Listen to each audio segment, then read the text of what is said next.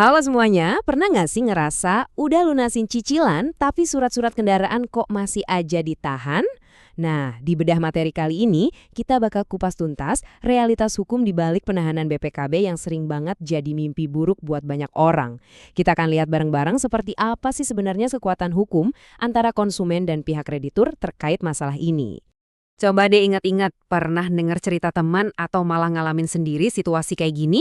Utang pokok angsuran kendaraan udah lunas, Anda ngerasa beban udah hilang, tapi pihak pembiayaan malah ogah ngasih BPKB Anda. Ini pasti bikin frustrasi banget kan? Kenapa dokumen yang jelas-jelas hak milik kita kok masih ditahan-tahan?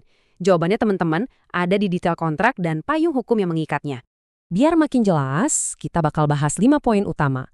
Kekuatan hukum kreditur, masalah denda yang membengkak, perlindungan awal lewat BPSK, gimana kalau kasusnya masuk jalur pengadilan, dan pastinya gimana posisi tawar kita sebagai konsumen.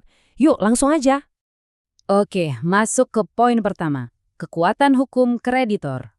Kita harus lihat ini secara objektif ya. Di mata hukum, lunasin angsuran pokok itu ternyata nggak otomatis menghapus denda keterlambatan Anda. Kenapa? Karena dua-duanya itu dihitung sebagai kewajiban kontraktual yang mengikat. Ya, denda itu emang sifatnya tambahan, tapi keberadaannya adalah bagian utuh dari kesepakatan tertulis yang udah Anda tanda tangani sendiri sejak awal.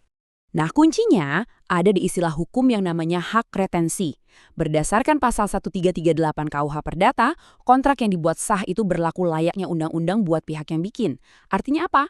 Pihak pembiayaan atau kreditur punya hak hukum yang super kuat, yaitu hak retensi buat nahan BPKB Anda sebagai jaminan sampai seluruh denda itu benar-benar lunas. Ibaratnya, kontrak itu udah jadi hukum privat buat kedua belah pihak. Hal ini juga nyambung banget sama yang namanya jaminan fidusia. Dalam prakteknya, BPKB itu bertindak sebagai objek jaminan fidusia buat ngasih perlindungan ekstra ke pihak kreditur.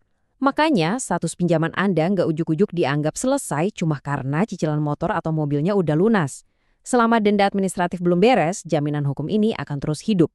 Dan siap-siap, ada satu hal lagi yang sering bikin konsumen kaget, biaya tambahan. Tahukah Anda kalau selain denda, perusahaan pembiayaan itu ternyata sah-sah aja loh ngebebanin biaya penyimpanan BPKB alias maintenance fee ke Anda? Ya, ini legal, asalkan syarat ini udah tertulis jelas di kontrak awal yang Anda setujui. Jadi ini memang instrumen penagihan yang diakui hukum. Lanjut ke bagian kedua, isu denda yang membengkak. Di lapangan, sering banget kejadian denda harian ini jalan terus secara otomatis bak argo taksi. Kalau telatnya kelamaan, akumulasinya bisa meledak gak karuan, bahkan kadang nilainya malah ngalahin utang pokok kendaraannya itu sendiri. Gila kan? Udah gitu sering banget ditambah sama keluhan soal minimnya transparansi dari pihak kreditur. Tahu-tahu konsumen disodori tagihan selangit di akhir masa cicilan. Ini benar-benar kerasa kayak jebakan utang yang seolah nggak ada jalan keluarnya. Lalu gimana dong solusinya? Kita masuk ke bagian ketiga, perisai awal konsumen, yaitu BPSK.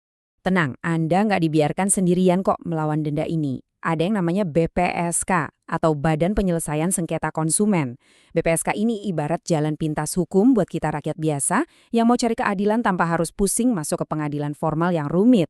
Di sini Anda bisa menantang denda yang dirasa udah sangat eksploitatif dan minta pengurangan. Tapi ingat ya, putusan BPSK ini sifatnya masih bisa digugat lagi, biasanya oleh pihak kreditur kalau mereka ngerasa detail kontraknya diabaikan.